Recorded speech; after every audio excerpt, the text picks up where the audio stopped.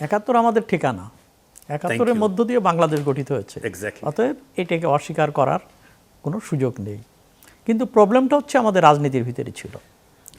একটা হলো যে স্বাধীনতোত্তর যে সব পদক্ষেপগুলো এবং পরবর্তীতে গ্রহণ করা হয়েছে এর ভিতরেই ভুলটা ছিল। যেমন রিকনসিলিয়েশন এবং কম্প্রোমাইজ এক জিনিস না। তো ৭১ সালের পরবর্তী সরকার তো রিকনসিলিয়েশন করে নাই, কম্প্রোমাইজ করেছে।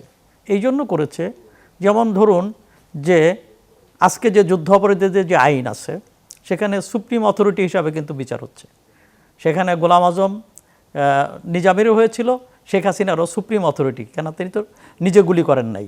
কিন্তু সেই সময় ৭১-এর মুক্তিযুদ্ধে যারা যে সুপ্রিম অথরিটি তাদের কিন্তু বিচার হয় নাই, তাদেরকে ক্ষমা করে দেওয়া হয়েছে।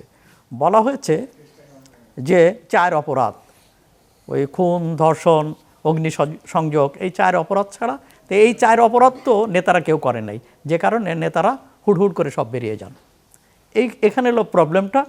কেবলমাত্র ফাঁসির হুকুম হয় চিকন আলীর, কুষ্টিয়ার চিকন আলী, শেষ পর্যন্ত তারও ফাঁসি হয়নি।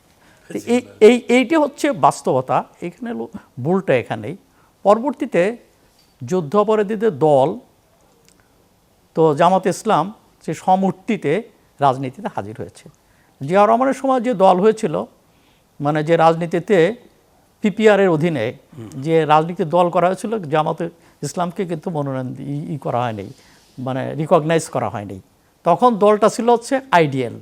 খেলা আছে, নিশ্চয়ই আসবে, খেলা আছে যে আইডিএল। তখন জামাত ইসলাম এবং নিজাম ইসলাম দলের নাম পরিবর্তন করে আইডিএল গঠিত হয়েছিল, ইসলামিক ডেমোক্রেটিক লীগ, এবং পরবর্তীতে তারা স্বনামে আবির্ভূত হয়েছে।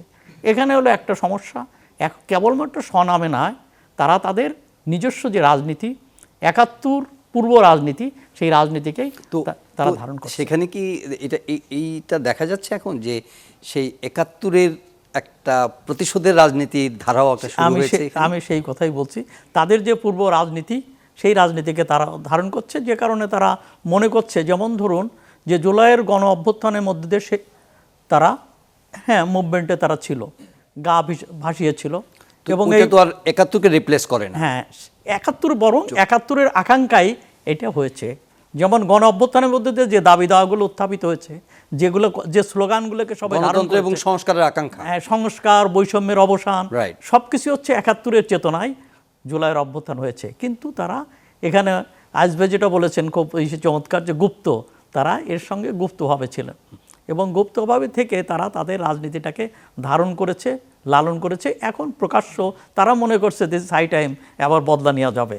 কিন্তু এত সহজ না, কেন যুদ্ধের মধ্য দিয়ে যা আমরা অর্জন করেছি, বিনা যুদ্ধে সেটা হারাতে পারি না।